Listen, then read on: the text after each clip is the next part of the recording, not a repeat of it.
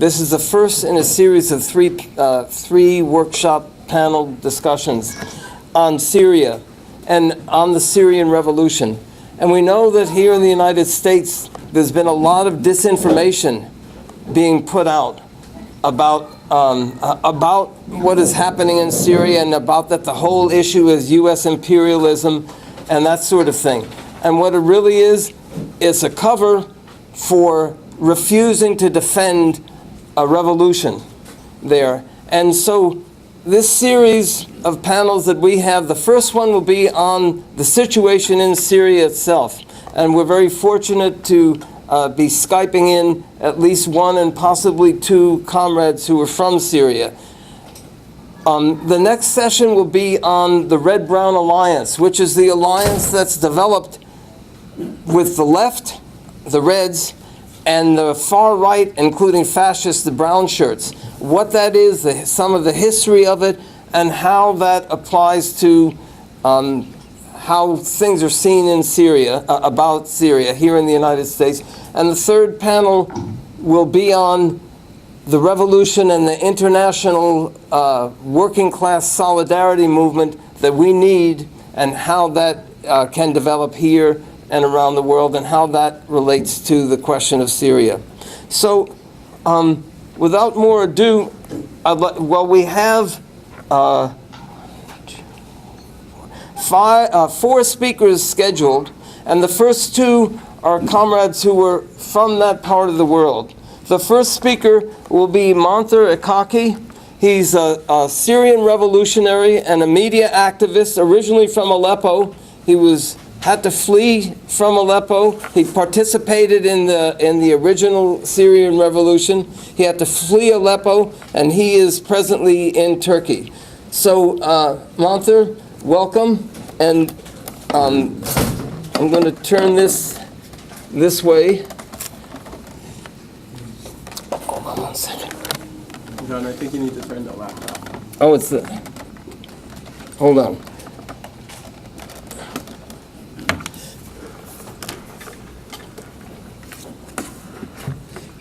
Monter, can you see us? Yes. Something just went wrong. Okay. Okay, so without further ado, Monter, go ahead, please. Okay. Firstly, this is Etaky from Aleppo originally. I'm 29 years old. I was studying fine arts in Aleppo before the revolution started in the third year in the college. Then when the revolution started, I had to participate for the revolution because this is what we were looking forward since the Arab Spring started in the area. I don't know what Syria means for you before the revolution or even after the revolution. Before the revolution, Syria was one of the biggest dictatorship on this earth. We were living in huge dictatorship. We were really under a tyranny control for all these years from his father and then Bashar al-Assad himself. We start this revolution for just taking down this dictator forever, to free the country from this tyranny. But unfortunately, we just started peacefully. That what cost us a lot of martyrs of our friends and colleagues who have been shot during demonstrations directly from the security forces of the regime. We tried everything that time in 2011. We tried everything in our coordination to show the peace activities for the world, for our community, that we are demanding the right thing that what should be done. But all of these things did not work until the revolution turned to an armed revolution because the regime didn't stop killing people everywhere, and it started attacking cities and villages who just being out of Assad control. So he tried to attack them all, and it started from Daran, then to Homs, and then village after village, until the revolution became armed and start to defend itself.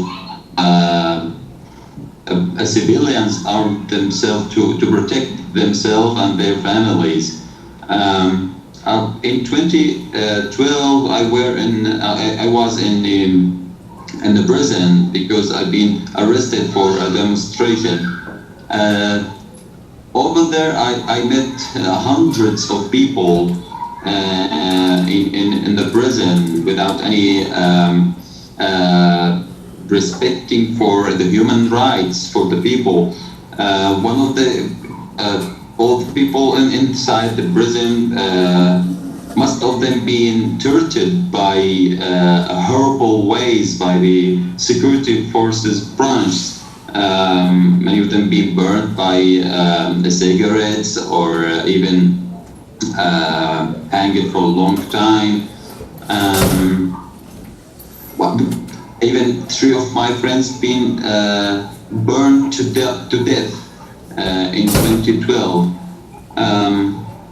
Actually, the people that time was very angry to stay like victims all the time. So people start to think how to defend themselves, and that what pushed the revolution to start an armed revolution. And then everything being turned to worse because the lack of support for the revolution, the lack of support for everything in Syria. Just the regime had all the support from Russia and China, and even the United Nations itself. Until the 2016, that was my first year in Syria.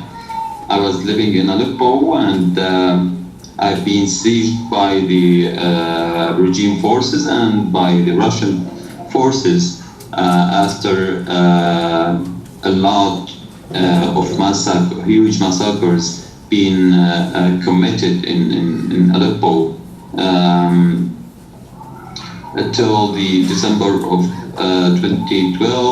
2016, we had to flee out of the city forcibly because we chose and we demand freedom and dignity for our city.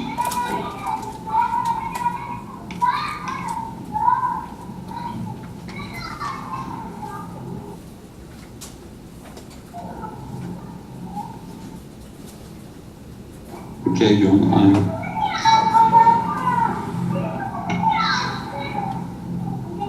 is there any questions? Can I answer, or do you have any?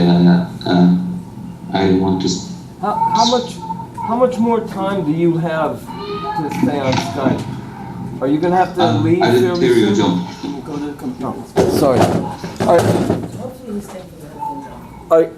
Are you going to have to leave fairly soon? I'm staying here. Okay. Because if it's okay, if it'll work for you, what we'd like to do is have all the speakers, and then we can have questions for you and comments, and if that works for you. It's okay. Okay. Okay. All right. So are there any other points you'd like to add, or should we go ahead to the other speakers? I think it's okay. I just open up. Okay. Well, thank you very much. So we'll go ahead to the other speakers, and we'll look forward to you answering more.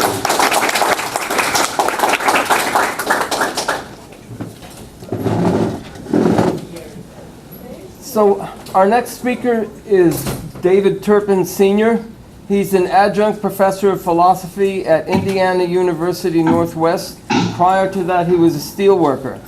And David has a long history of activism as a socialist, including in the movement against the Vietnam War and also in Martin Luther King's Poor People's Campaign. And he is one of the founding members of the anti-war committees in solidarity with the struggles for self-determination. So, David? You want to be up here? Yes, please. Wow. Wouldn't it be better if I just sat over? Go ahead, that's okay. Yeah. Okay if I sit or can I stand? Okay. Whatever. Let me just move the Yeah, mic. I'll stand. Just to make it easier for everybody to hear. Yeah, I titled this The Abandonment of Syria and the Moral Collapse of the Left. On March 15th, 2011, Syrians, inspired by mass protest in Tunisia, Cairo, and across the Arab world, demonstrated for democratic rights, and they were met with bloody repression.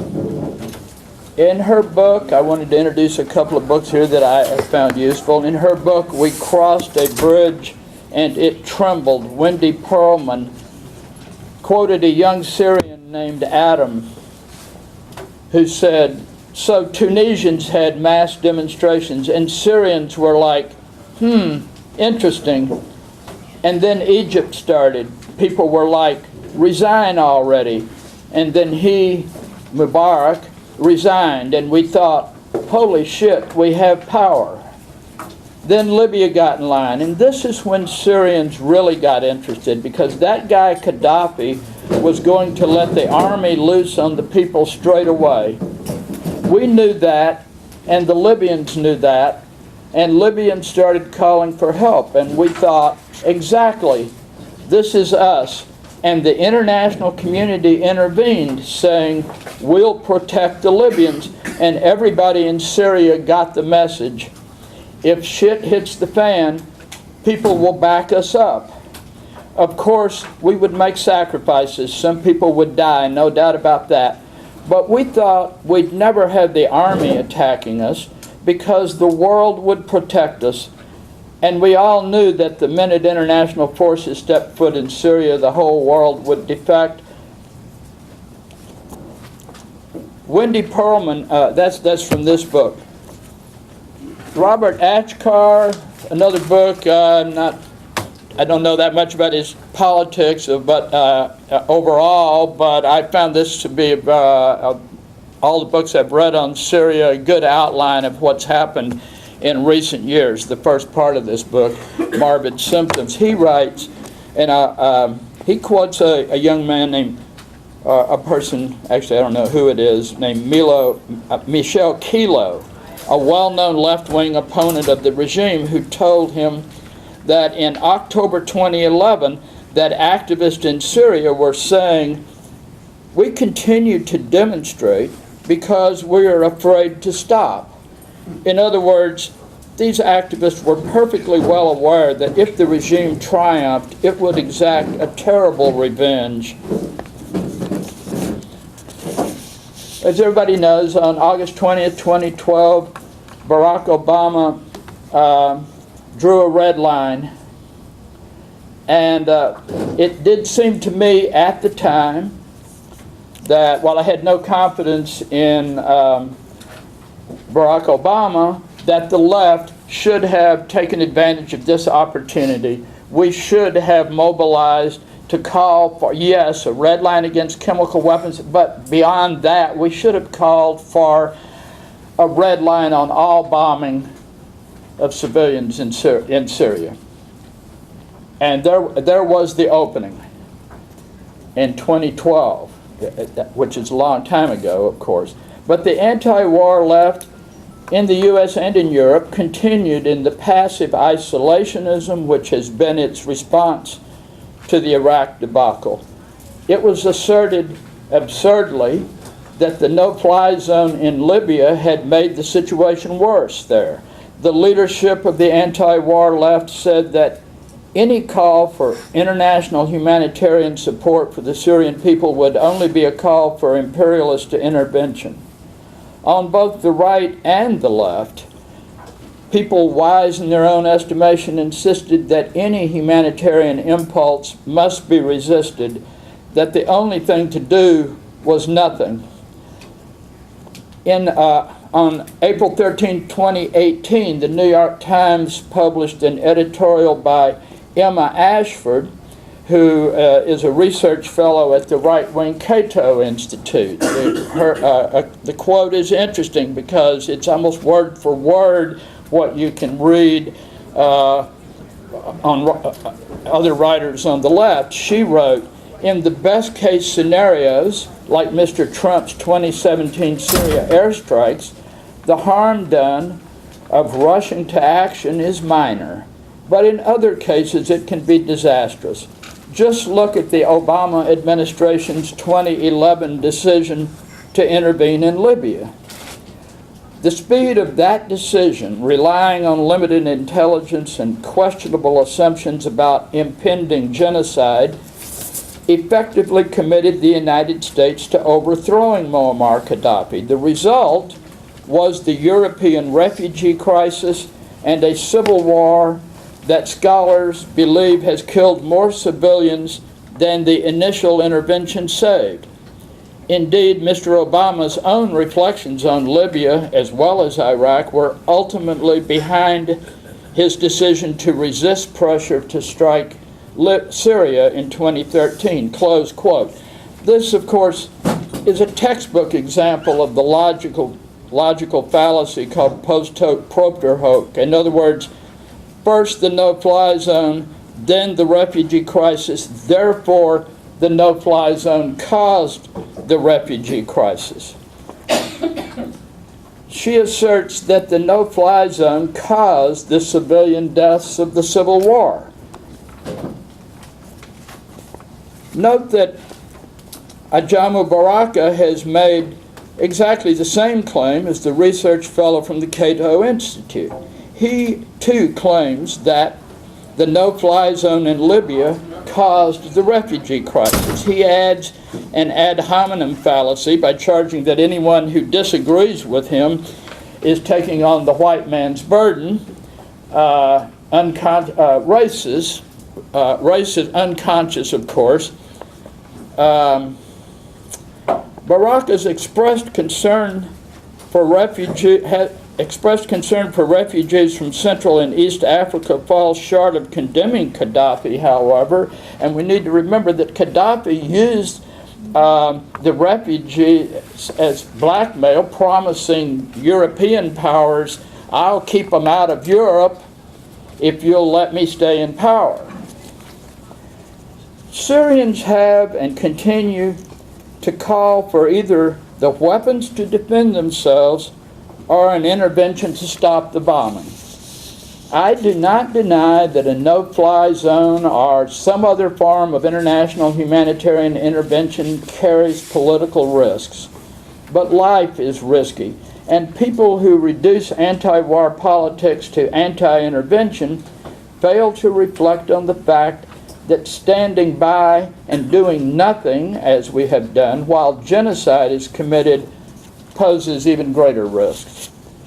Ajamu Baraka has asserted repeatedly that to support any intervention of humanitarian intention is to support imperialism. Baraka is the keynote speaker of the plenary, presumably because he's a leading black intellectual who calls for a revived anti-war movement. Certainly, we also call for a new anti-war movement, and we consider the participation of the black community to be essential to that movement and to its leadership. However, Baraka's strategy for reviving the U.S. anti-war movement rests on two fundamental and fundamentally flawed claims. One, he asserts that the Assad dictatorship is the legitimate government of Syria, and he supports Assad's repression. Second, he maintains that any effort for any international humanitarian intervention, even to enforce international law, is pro-imperialist. Consider the following quotation, quote, "The argument that humanitarian intervention, along with the concept of the right to protect, has developed into the most effective ideological weapon the liberal human rights movement community has provided Western imperialism since the fall of the Soviet state. Humanitarian intervention has proven to be an even more valuable propaganda tool than the war on terror." You should think carefully about that statement. Note that Baraka himself has repeatedly called on the U.S. to comply with international law, and like most of us on the U.S. left, has condemned, for example, Israel's violation of international law. So I'm running out of time here. Let me edit myself.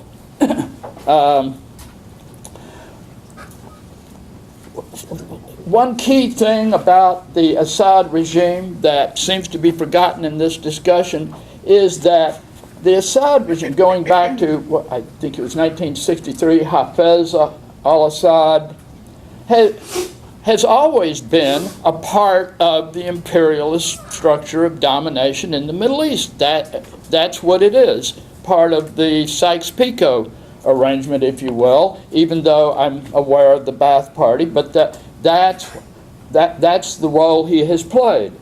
Of course, U.S. imperialism can and has used the pretext of humanitarian interventions to justify occupations. We're well aware of that also, but that's not an excuse for standing by and allowing genocide to happen. So what we're calling for is a humanitarian intervention. I would defend a no-fly zone on the basis of international law. Of course,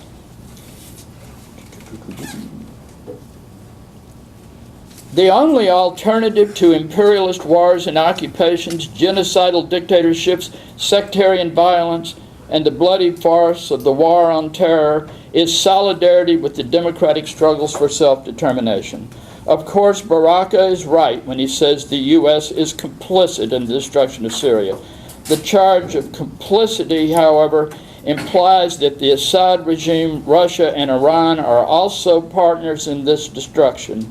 U.S. imperialism would have preferred to replace Assad, as they said repeatedly. In fact, however, the U.S. did not overthrow Assad and did not intervene. Instead, U.S. imperialism allowed Russia and Iran to invade at the invitation of Assad. The U.S. allowed Assad to invite other countries to occupy Syria and to bomb Syrians. This is the meaning of complicity. And when I say that the U.S. allowed Russia and Iran to wage war against Syrians, I mean quite literally they negotiated with Lavrov as part of the Iran nuclear deal, presumably, to permit Russia and Iran to crush the democratic revolution. And we should never forget that what the imperialists are afraid of more than anything else is a victorious democratic revolution. We should ask, why didn't the Obama administration intervene? Why did it reject the calls from Syrians for a no-fly zone? Because in the period immediately preceding the Russian intervention, when Assad was about to fall, it was clear that the fall of Assad, which at that moment was imminent, would mean the victory of the Syrian democratic forces, which is what the U.S. was afraid of most of all. And we should, by allowing Russia and Iran to do this, the U.S. imperialists could stand by and, at least in the public view, stay out of it, and not have to pay the political price for the slaughter that's taken place there. Yeah, I wrote way too much. To forgive me. So, international law. On the subject of international law, I just want to say one thing. It's a real challenge for us. Long history in the anti-war movement. I didn't at first feel comfortable with invoking the idea of international law. It's like or the UN, et cetera, et cetera. But actually, I'm unable to think of any other basis, since what we're not calling for is a U.S. occupation, a direct intervention. Just let me finish my thought here. But actually, the appeal to international law did play an important part in the Vietnam anti-war movement. I'm referring to the Bertrand Russell War Crimes Tribunal, which was conceived as a contribution to the international movement against the war in Vietnam. And Jean-Paul Sartre wrote the document on genocide and gave the inaugural address. And without bothering to quote him here, which I could, and he writes, of course, brilliantly, but he acknowledges that the Nuremberg tribunals, for example, there's a question about their legitimacy because there's no positive law back there that you can actually cite. What he does is appeal to the future. He says what we need to do is to build a movement. We're not legitimate now. But our challenge, our task, is to build a movement that will make this law real and will make this legitimate. Thank you. Our next speaker is Shiyam Galyon. She's a Syrian-American writer and feminist, presently living in New York, and she's the managing director of Books Not Bombs. Thank you. Hi everyone, thanks for having me today. I just kind of wanted to give a little bit more background on who I am. There's two Syrians on the panel. Monter, it's so great to have you here. But the way that even me and Monter relate to each other is very different, because I think transnational solidarity really requires that you know what your place is in the movement and how to relate to other people across borders. As a Syrian-American, I'm from Houston, Texas. My parents came here in the 80s. The only reason my parents were able to come here was because of the civil rights movement in the 60s that allowed immigrants and people to apply to immigrate here. So also my last name isn't Galyon. During my, no, you're right. The only reason my dad was allowed to stay here because he had immigration issues, I could have been a dreamer, was because a white American woman agreed to, they had this thing. Anyways, she actually changed our last name because during the Iran crisis, she just wanted to stay more like, it was a way to assimilate. So my name is actually Shiyam Galyon, but even being here in America, the ways that white supremacy and the American state have affected my life, I think that's important for me to say because I'm speaking as an American, also with Syrian heritage. So Monter gave a really good background on the Syrian Revolution. David gave a really good overview of kind of the issues with the left movement. I want to talk about, first I want to talk about just kind of reinforcing the Syrian revolutionary narrative and how to think about it and how to talk about it. And then I'm going to kind of share a little bit of what I'd like to see moving forward. Oftentimes I forget it's been 8 years since the Syrian Revolution started because we keep getting brought onto panels to say the same thing over and over. So in many ways it feels like time actually hasn't moved forward. So I do want to take some time to talk about what it is that I'd like to see. So the Syrian Revolution started in March of 2011. It started within the context of the other Arab revolutions across the region. And for many of us, it was like waking up. I remember at the time I was an undergrad in college. I had spent a good chunk of my life growing up in post 9/11 Iraq War America in Texas, pushing back against a lot of the racist ideas that Americans, white Americans and other Americans in general had about Muslims and the region. When I got to college and I found the left spaces, I thought, oh wow, things are moving forward. There are people doing really awesome Palestine solidarity work that isn't that Palestinians are just suicide bombers who love death or whatever. I felt like people were undoing the dehumanization that had been pushed on my community and all my different intersecting communities. I think probably the hardest thing was to realize that while being in that space, and then having the revolution start, that I suddenly had to fight people in the left spaces because their initial reactions were, oh, this is something that the CIA, these protests are something that the CIA did, or yeah, but like you don't want the US. It was just incredibly dismissive for people who spend a lot of time talking about revolution. And that was my first indication that there was like a huge, there needs to be a huge culture shift, that there's something about the way that we talk and the way that we interact with each other. There's also something about the masculinity of the space that really kind of promotes walking around as if you know everything versus walking around and making space for other people and making it a space to learn. So I actually went to Syria because I couldn't find people to connect with in Texas. I joined the Syrian-American Council. They had a relief trip in 2013. We fundraised money, and then we went to Turkey and connected with a Syrian NGO there, and then we worked to distribute the aid that we had fundraised money for. So we were in Jarjanaz and Kaframbel in the Idlib governorate, and then we were in Aleppo. And I remember feeling,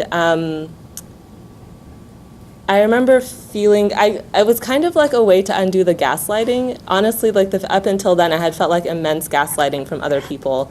When I would say like, oh my God, like this massacre happened because they had, they had a protest in Homs, and then the government responded with a massacre, and people were either dismissive or they didn't take it seriously. And so taking that trip to make those connections was a really important moment. I remember feeling a distinct feeling of shame because that I had to go all the way over there to prove that what I was reading in the news was real. And part of me was like, why couldn't I just believe it? I remember we were with some activists in Kaframbal, and they were telling us about a woman. We were staying in a house, and they said that a woman used to live in this house, but she got killed by a mortar shell, and that when they found her, she was drinking tea when she was killed, and that when they found her, the blood had pooled up into her spoon. And I thought it was like a very disturbing story, and Syrians, especially like Syrian Arabic, is very illustrative and kind of romantic, and so I thought maybe it was a metaphor. And then they pulled out the YouTube video and showed me that actually no, it was like a very literal. That's actually what happened. When I came back, all my friends treated me like a hero, like, oh, are you going to stay over there and work on the ground? And it was this idea of like doing internationalism is kind of like a heroic thing that you do over there. And everyone was kind of sorely disappointed when I said, no, actually, I'm going to stay here in Houston and build the connections outward here, which was, I guess, sounds less sexy, but that's actually that is what transnational solidarity building is all about. So in the past 8 years or so, what we've seen, I think, is like a slow, expanding of the circle of people who feel confident to talk about Syria. The thing that I think makes people feel not confident in talking about Syria is because we are still we're just caught up on catching up on the conflicts that we were confused about before.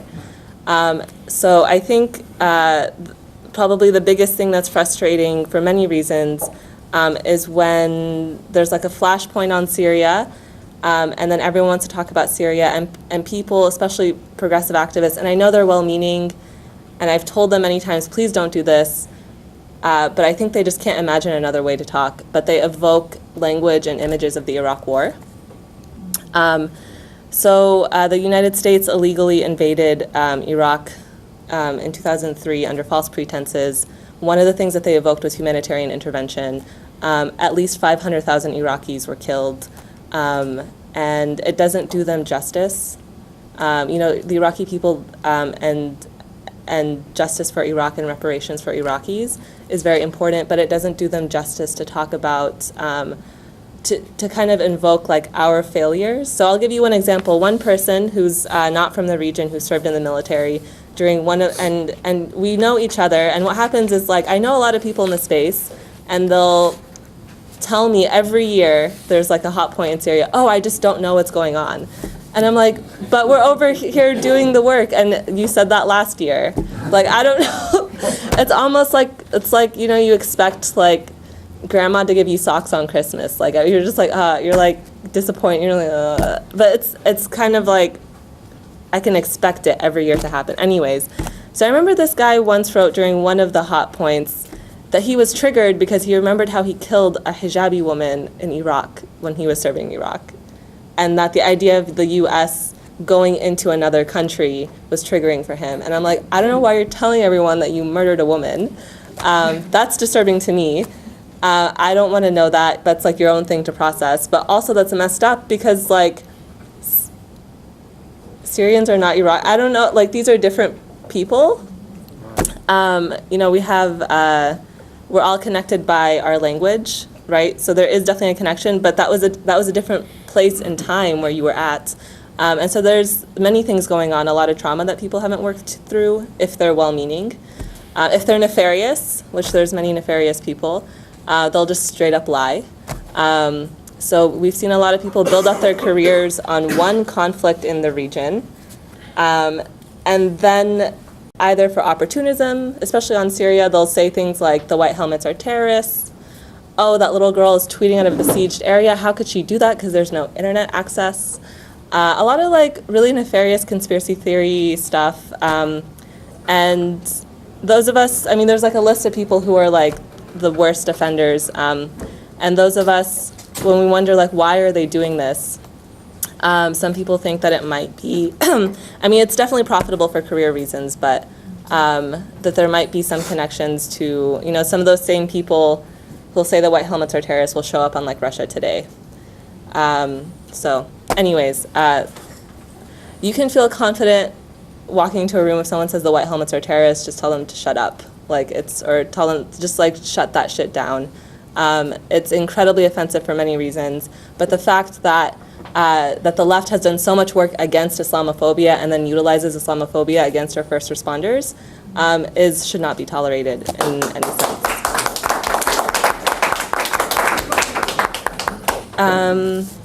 I think that was the majority of stuff that I wanted to get into.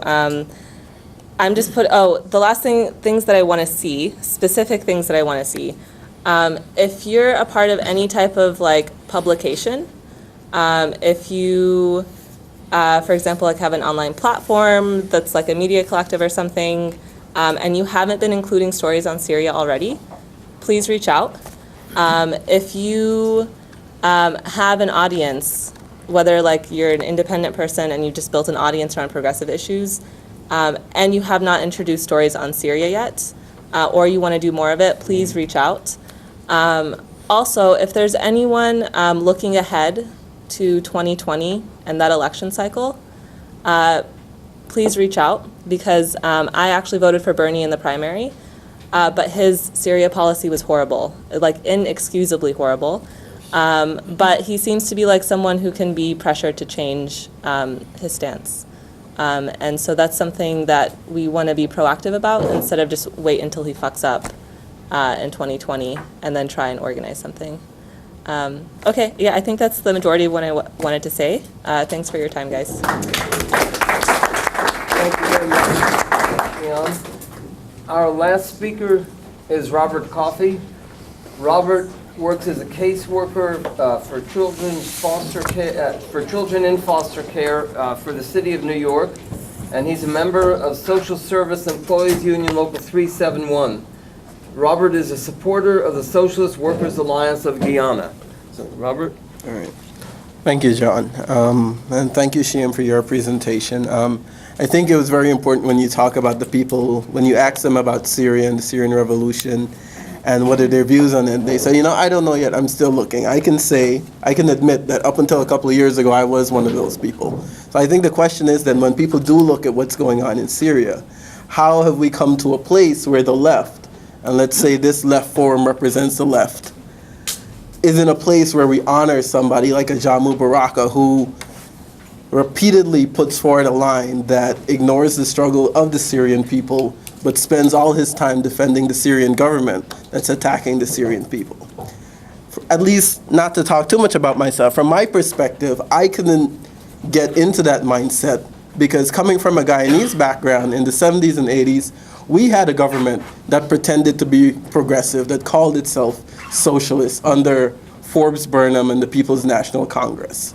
And the same way people seem to forget the history of Assad, his father before him, and the Ba'ath Party in Syria, people seem to have forgotten Burnham's history in Guyana in that he was put into power by the CIA. The turn to socialism came only later when he realized, I can't run this economy with these companies. I'm going to have to nationalize things. And I need an ideology to go along with it. But much like in Syria, when the Ba'ath Party pretended to be progressive and a progressive leader in the region, the Burnham government, just like the Syrian government, started an insane crackdown on dissidents. So the person who I admire the most as a revolutionary, Walter Rodney, was assassinated under the Burnham regime while trying to expose the fact that imperialism doesn't just work the way an empire works. And we hear a lot of people talking about, the US empire this, the US empire that. If you're serious about analyzing things and analyzing imperialism and what this panel is supposed to be about, then you understand that imperialism can only work with willing partners who are ruling the oppressed countries. They may rhetorically oppose imperialism, as Assad might say he does, but when it comes to the masses in their own countries struggling and posing a threat to the imperialist order and stability in the region, as the Syrian Revolution does for Syria and the Middle East, then you see a different truth coming.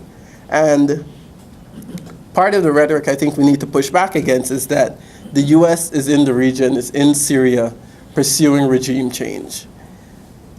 Iraq is not Syria. Iraq is not Syria. Say it 1,000 times. Iraq 2003 is not Syria today. If you want to know what the US is doing in Syria, actually look at the actions of the US government. The US government started funding various rebels in Syria to try to bring a negotiated end to the civil war. When those rebels said we wanted to fight Assad, the US said, no, that's it. We're ending the rebel training program, we're ending the funding program. Before Russia intervened, the superiority that Assad had over the Syrian people was an air force. And the rebels begged for anti-aircraft weapons to fight back. The US not only denied them that, but enforced an embargo against the provision of such weapons. So how can the US then be said to be pursuing regime change in Syria? It doesn't make any sense. What the US is doing, at least now they've come to, is more than anything else, is regime preservation. Because we also have this other narrative that people use, starting with Libya, that the US is in the region to tear countries apart, to destroy things.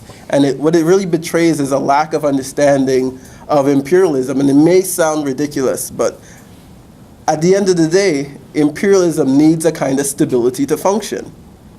And if you then think that the reason the US went into Libya was to tear the country apart, and that this is what they're trying to do in Libya, you're way off base, and you'll end up supporting a genocide that's going on. And we've seen genocides in history before. Recently, people have been talking about the 20th century genocide in Namibia committed by the Germans, and now the records are coming out. But the genocide against the people in Syria has been ongoing. It's been televised, it's been tweeted, it's been posted on Facebook, it's on YouTube, as Guillaume pointed out to us.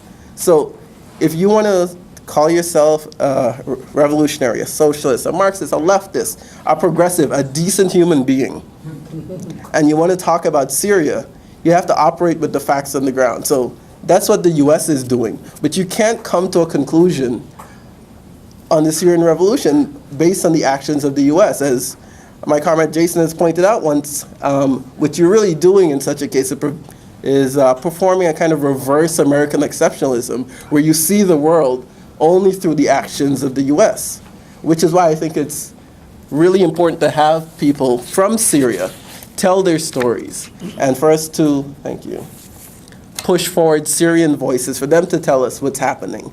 So when people say, for example, oh, you support a no-fly zone, what you're really supporting is regime change. Where does the demand for a no-fly zone come from? It comes from the people being bombed on a daily basis, asking for protection. Personally, I don't think the no-fly zone will be as effective as people think. I think if you look at Libya, for example, where NATO intervened, they didn't just bomb Gaddafi, they bombed the rebels, right? So and you can see this with US actions in Syria, despite the claims that they're there for humanitarian reasons and they're supposedly fighting ISIS and terrorists. Look at what happened in Raqqa.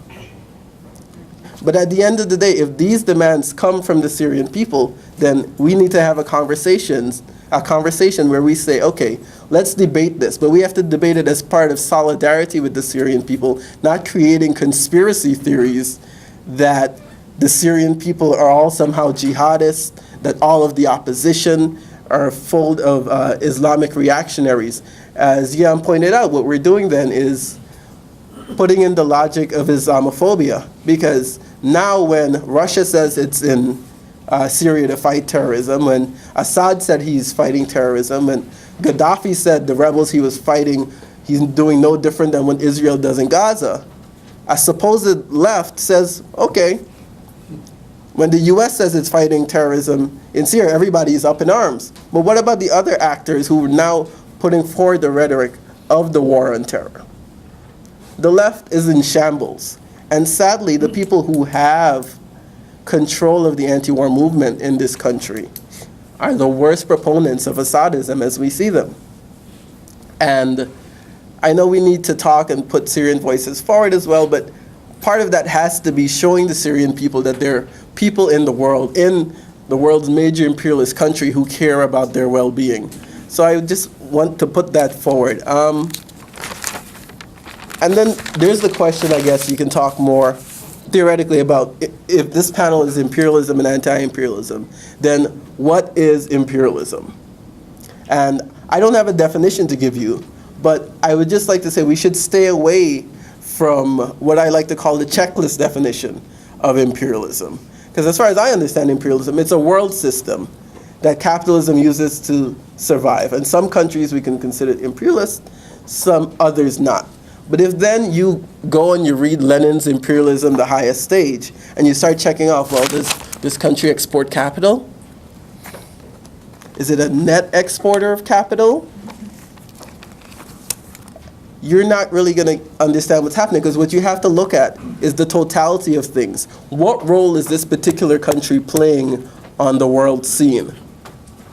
And that's how you come towards your answer. And it's very telling that a lot of the left is unable to apply the word imperialist to a country like Russia, which is actively backing the counter-revolution in Syria. Some tell us, oh, Russia is still transitioning to imperialism. I'm friends with, on Facebook with someone from the Party of Socialism and Liberation, and I asked her, well, in your view, if Lenin is right and the world is divided into oppressor and oppressed nations, what is Russia? And she says, it is an anti-imperialist state. Well, this is a version of anti-imperialism I hope we do not practice, people. You cannot judge what is going on in Syria, anywhere in the world, purely by rhetoric. If Assad said he's fighting imperialism, it's something to investigate.